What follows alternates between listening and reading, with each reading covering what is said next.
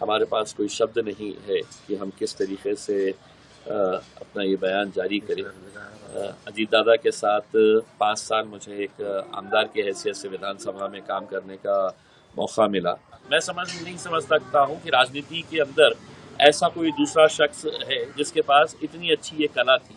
अगर उनके पास कोई जाता काम होने वाला है तो वो मुंह पे कह देते थे कि हाँ ये काम हो जाएगा करके, और नहीं होने वाला है तो फिर वो किसी भी हालत के अंदर आपके मुंह पे कह देते थे कि नहीं, किसी भी हालत के अंदर ये काम नहीं हो सकता है। एक दुखद हादसे ने पूरे देश को झकझोर कर रख दिया। इस हादसे में एक वरिष्ठ राजनीतिक नेता के असामयिक निधन की खबर सामने आने के बाद राजनीतिक गलियारों से लेकर आम जनमानस तक शोक की लहर दौड़ गई है। महाराष्ट्र सहित देश के अलग अलग हिस्सों से नेताओं और सामाजिक संगठनों द्वारा गहरी संवेदनाएं व्यक्त की जा रही है।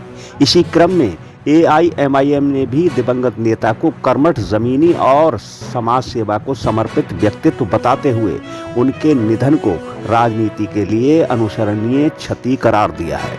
तो दोस्तों नमस्कार, मैं इरशाद अली और आप देख रहे हैं UP 76 न्यूज़, खबर हमारी दुनिया तक। बस आपसे एक ही निवेदन है, यदि आप फेसबुक पर देख रहे हैं तो फॉलो करें और यदि यूट्यूब पर देख रहे हैं तो चैनल को सब्सक्राइब करके घंटी वाला बटन जरूर दबाएं। महाराष्ट्र के बाराबंकी में हुए विमान हादसे में महाराष्ट्र के उप मुख्यमंत्री अजीत पवार का 66 साल की उम्र में निधन हो गया, जिसके बाद महाराष्ट्र के गलियारों में शोक की लहर है और इसके अलावा देश के अलग अलग क्षेत्रों में नेता शोक प्रकट कर रहे हैं।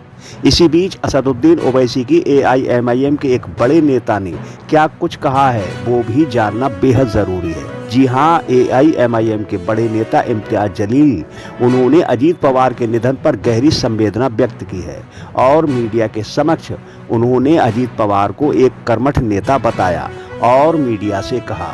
कहेंगे सर घटना अजीत पवार? देखिए, बहुत ही अफसोसनाक ये घटना सामने आई है। हमारे पास कोई शब्द नहीं है कि हम किस तरीके से अपना ये बयान जारी करें।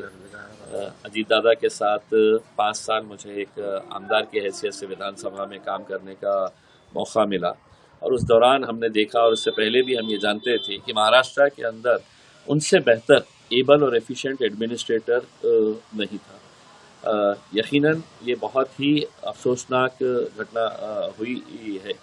अजीत दादा के बारे में सिर्फ इतना कह सकते हैं कि महाराष्ट्र के अंदर एक अंग्रेजी में कहते हैं वर्कaholic, कि मतलब आदमी सिर्फ काम काम और काम करता। हर कोई जानता है कि सुबह 6 बजे उठकर देर रात तक अजीत दादा की पहचान जो थी वो सिर्फ काम काम और काम करते रहते थे, और उनका जो डिसीजन मेकिंग एबिलिटी था, मैं नहीं समझ सकता हूँ कि राजनीति के अंदर ऐसा कोई दूसरा शख्स है जिसके पास इतनी अच्छी ये कला थी। अगर उनके पास कोई जाता काम होने वाला है तो वो मुंह पे कह देते थे कि हाँ ये काम हो जाएगा करके, और नहीं होने वाला है तो फिर वो किसी भी हालत के अंदर आपके मुंह पे कह देते थे कि नहीं, किसी भी हालत के अंदर ये काम नहीं हो सकता है। तो ये राजनीति के अंदर ये जो क्वालिटी है दूसरे किसी राजनेता के अंदर देखने को नहीं मिलती है। मैंने विधानसभा के अंदर मेरा खुद का अनुभव मैंने देखा है कि जब सत्ताधारी पक्ष किसी विरोधी पक्ष ने अगर किसी ने सवाल उठाया और उसका जवाब देना है और वो मंत्री जवाब नहीं दे पा रहा है तो अजीत दादा खुद खड़े होते थे अपने नेता का बचाव करने के लिए, और अपने नेता का बचाव करने के लिए वो खड़े रहकर जो जवाब एक्सपेक्टेड होता था तो वो जवाब वो खुद देते थे। तो कुछ ऐसे गुण थे कि जो आज उनकी कमी महसूस तो यकीनन से महाराष्ट्र को नहीं पूरे देश के अंदर होगी। बहुत ही अफसोसनाक बात है।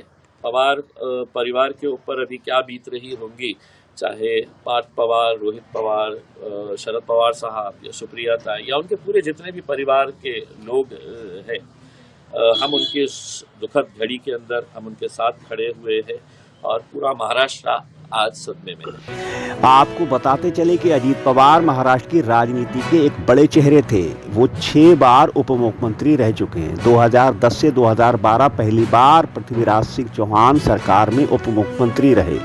2012 से 2014 दोबारा फिर उसी सरकार में वापसी हुई। 2019 में देवेंद्र फडणवीस की जब 80 घंटे की सरकार बनी तब भी वह उप मुख्यमंत्री थे। 2019 से 2022 तक उद्धव ठाकरे की सरकार में भी उप मुख्यमंत्री थे। 2023 से 2024 तक एकनाथ शिंदे की सरकार में भी शामिल रहे। इसके अलावा दिसंबर 2024 से 2026 तक देवेंद्र फडणवीस के नेतृत्व में अजीत पवार उप मुख्यमंत्री थे और 27 जनवरी 2026 को ही कैबिनेट बैठक में अजीत पवार ने हिस्सा लिया था और फडणवीस के साथ उन्होंने गहन चर्चा की थी, जिसमें कई कैबिनेट फैसलों पर भी मोहर लगी थी और महाराष्ट्र सरकार को लेकर भी बातचीत हुई थी। दोस्तों, आज अजीत पवार जी हमारे साथ नहीं हैं। यूपी 76 न्यूज़ की संवेदनाएं उनके परिवार के साथ हैं। तो दोस्तों, उप मुख्यमंत्री अजीत पवार और उनकी राजनीति को लेकर आपका क्या कहना है, हमें कमेंट बॉक्स में ज़रूर बताएं और देखते रहें यूपी 76 न्यूज़, क्योंकि खबर हमारी दुनिया तक। और हम जल्द लौटेंगे किसी दूसरी खबर में। तब तक के लिए जय हिंद।